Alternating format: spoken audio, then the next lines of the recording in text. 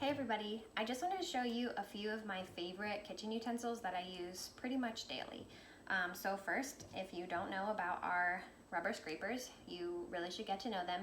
They are heat proof, and the reason I like to note that is because I have melted so many rubber scrapers on our pans when we're cooking eggs or something.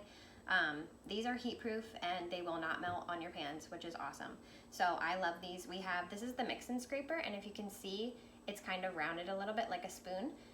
And it really helps with getting cookie dough and all of that like mixed together.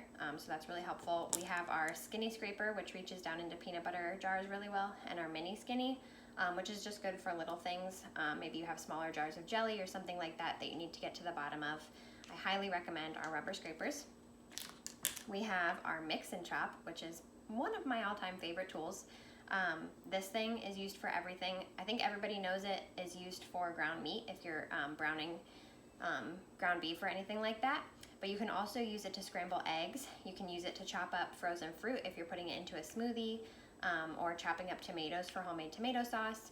You can use it for mixing chocolate chips into cookie dough, or just different mix-ins into cookie dough. You can use it to vent pie crusts with the little star tip. You can do that.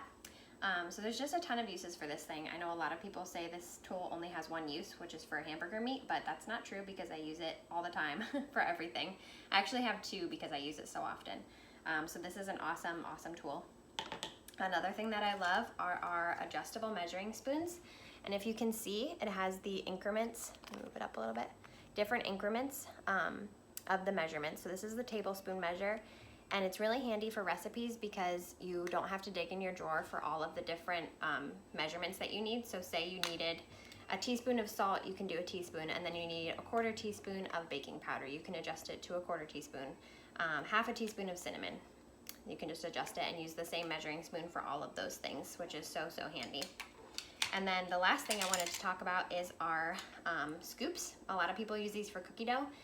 I do too. I also use them for meatballs and for scooping melons.